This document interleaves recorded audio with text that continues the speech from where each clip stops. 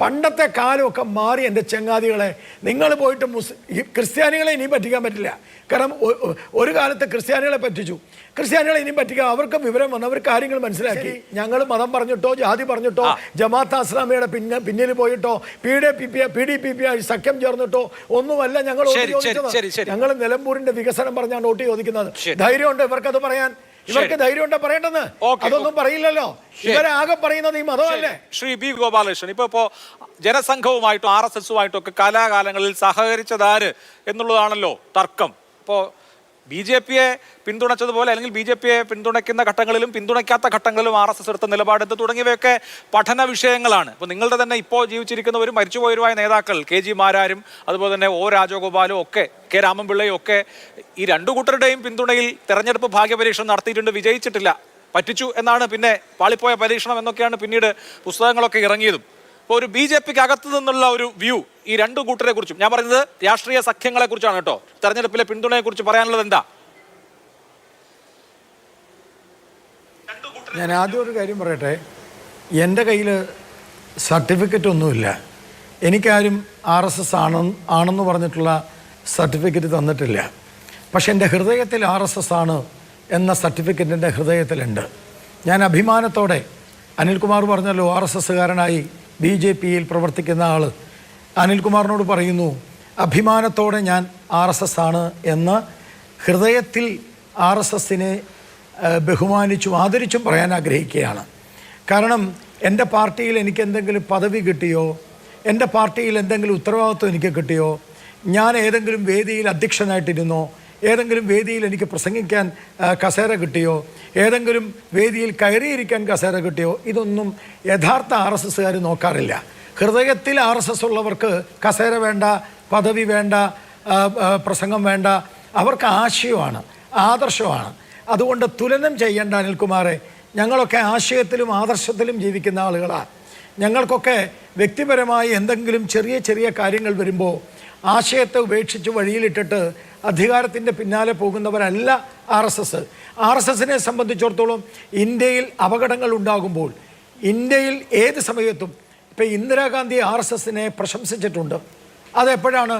അത് നമ്മളെല്ലാം കാണുകയും കേൾക്കുകയും ചെയ്ത വെള്ളപ്പൊക്കം, മോർവി ദുരന്തം, അതുപോലെ രാജ്യത്തെ പിടിച്ചുകുലുക്കിയ പല സംഭവങ്ങളുണ്ട്. ആ സംഭവങ്ങളിൽ രാജ്യത്ത് അതിശക്തമായിട്ടുള്ള സഹായങ്ങളുമായി RSS രംഗത്ത് വരുന്നു. ഇപ്പം വിഭജന കാലഘട്ടത്തിൽ RSS എടുത്ത സേവന പ്രവർത്തനങ്ങളെ സർദാർ പട്ടേൽ അംഗീകരിച്ചല്ലോ. ഞാൻ പോകുന്നില്ല. അപ്പം ഞാൻ പറഞ്ഞു വന്നത് RSS അല്ലല്ല, ബേസിക് RSS ആണല്ലോ. RSS എന്ന് പറയുന്നത് ഇന്ത്യയിലെ ദേശസ്നേഹികളുടെ, രാജ്യസ്നേഹികളുടെ പ്രസ്ഥാനമാണ്. ആ RSSൽ ഇന്നും തുടരുന്ന ആളാണ് ഭാരതീയ ജനതാ പാർട്ടിയുടെ സംസ്ഥാന വൈസ് പ്രസിഡൻ്റായിട്ടുള്ള ബി ഗോപാലകൃഷ്ണൻ. അതിനകത്ത് അനിൽകുമാറിന് ഒരു ശങ്കയുടെയും ആവശ്യം വേണ്ട. പിന്നെ രണ്ടാമത്തെ ഒരു കാര്യം, നാളെ വോട്ടെടുപ്പാണ്. ഈ നാളെ വോട്ടെടുപ്പ് നടക്കുന്ന സമയത്ത് ഈ RSSനെ ഇങ്ങനെ ഉയർത്തിക്കാട്ടി വോട്ട് നേടാനുള്ള ലക്ഷ്യമാണ്. RSSും അതുപോലെ മറ്റു പല കാര്യങ്ങളും ഉയർത്തിക്കാട്ടി വോട്ട് നേടാനുള്ള പരിപാടിയാണ് ഇടതുപക്ഷവും വലതുപക്ഷവും ചെയ്യുന്നത്. ഞാൻ ഒരു കാര്യം അഭിലാഷ് മോഹനോട് പറയുകയാണ്. വളരെ വളരെ സത്യസന്ധവും ആത്മാർത്ഥവും വളരെ അഭിമാനത്തോടും കൂടി പറയുകയാണ്. നിലമ്പൂർ എന്ന് പറയുന്ന മലപ്പുറം ജില്ലയിലെ ഒരു തെരഞ്ഞെടുപ്പിൽ ഒരു വാക്ക് പോലും മതത്തിൻ്റെ പേരിലോ ഒരു വാക്കുപോലും മതപരമായിട്ടോ ജാതിപരമായിട്ടോ പറയാതെ നിലമ്പൂരിൻ്റെ വികസനം മാത്രം പറഞ്ഞ ഒരു രാഷ്ട്രീയ പാർട്ടിയാണ് BJP. ഒരു രാഷ്ട്രീയ നേതാവാണ് രാജീവ് ചന്ദ്രശേഖരൻ. നിങ്ങൾ രാജീവ് ചന്ദ്രശേഖരൻ്റെ നിരവധി ഇൻ്റർവ്യൂകളും രാജീവ് ചന്ദ്രശേഖരൻ്റെ നിരവധി പ്രസംഗങ്ങളും പറഞ്ഞില്ലേ? ഒരു വാക്ക് പോലും മതമോ ജാതിയോ അല്ലെങ്കിൽ ഈ തരത്തിലുള്ള ഏർപ്പാടോ പറയാതെ നിലമ്പൂരിൻ്റെ വികസനം, ഈ രാജ്യത്തിൻ്റെ വികസനം മാത്രമാണ് ആ മനുഷ്യൻ പറഞ്ഞത്. എന്തേ ഇടതുപക്ഷത്തിനും വലതുപക്ഷത്തിനും നിലമ്പൂരിൻ്റെ വികസനം പറഞ്ഞുകൂടാ? പണ്ടത്തെ കാലമൊക്കെ മാറി എൻ്റെ ചങ്ങാതികളെ. നിങ്ങൾ പോയിട്ട് ക്രിസ്ത്യാനികളെ ഇനിയും പറ്റിക്കാൻ പറ്റില്ല. കാരണം ഒരു കാലത്ത് ക്രിസ്ത്യാനികളെ പറ്റിച്ചു, ക്രിസ്ത്യാനികളെ ഇനിയും പറ്റിക്കാൻ അവർക്ക് വിവരം വന്ന് അവർ കാര്യങ്ങൾ മനസ്സിലാക്കി. ഞാൻ ഒരു കാര്യം കൂടി പറഞ്ഞ് നിർത്താം. ഞാൻ ഇന്നലെ നിലമ്പൂരിൽ നിന്ന് പടിഞ്ഞാറ് ഭാഗത്തുള്ള റൂട്ടിൽ ഞാൻ സഞ്ചരിച്ച് വലതു ഭാഗത്തുള്ള ഒരു തട്ടുകടയിൽ കയറി. ആ തട്ടുകട നടത്തുന്നത് കമറുദ്ദീൻ അതുപോലെ നഹീന എന്ന് പറഞ്ഞ ഒരു ദമ്പതികളാണ്. ഇന്നും ആ തട്ടുകടയുണ്ട്. ഞാൻ ഇന്നലെ രാത്രി ഭക്ഷണം കഴിച്ചതാണ്. ആ തട്ടുകടയിൽ നിന്ന് ഭക്ഷണം കഴിക്കുമ്പോൾ ആ സ്ത്രീ എന്നോട് പറഞ്ഞു, സാറേ നിങ്ങൾ BJP-കാരല്ലേ? ഞാൻ പറഞ്ഞു അതെ. സാറിന് ഒരു കാര്യം മനസ്സിലാക്കണം, ഞങ്ങളൊക്കെ BJP-ക്ക് അനുകൂലമാണ്. അപ്പം ഞാൻ ചോദിച്ചു എന്താ കാരണം? ചോദിച്ചപ്പോൾ വേറൊന്നുമല്ല, അഭിലാഷ് മോഹൻ ഇനി നിലമ്പൂരിൽ നിങ്ങൾ പോവുകയാണെങ്കിൽ ഒന്ന് പോയാൽ മതി.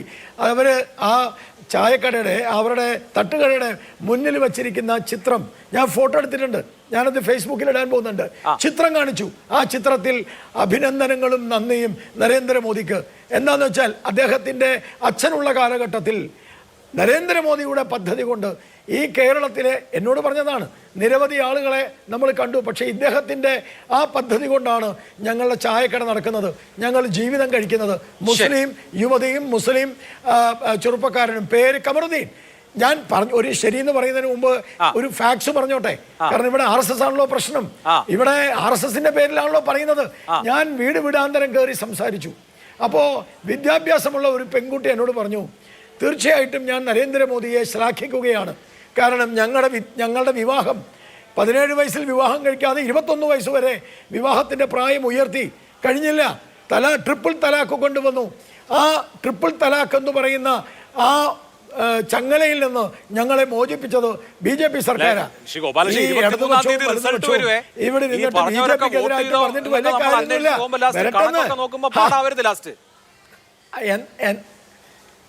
അല്ല, എന്തായാലും ശരി, ഞങ്ങൾ മതം പറഞ്ഞിട്ടോ ജാതി പറഞ്ഞിട്ടോ ജമാഅത്തെ ഇസ്ലാമിയുടെ പിന്നിൽ പോയിട്ടോ PDP സഖ്യം ചേർന്നിട്ടോ ഒന്നുമല്ല ഞങ്ങൾ വോട്ട് ചോദിച്ചത്. ഞങ്ങൾ നിലമ്പൂരിന്റെ വികസനം പറഞ്ഞാണ് വോട്ട് ചോദിക്കുന്നത്.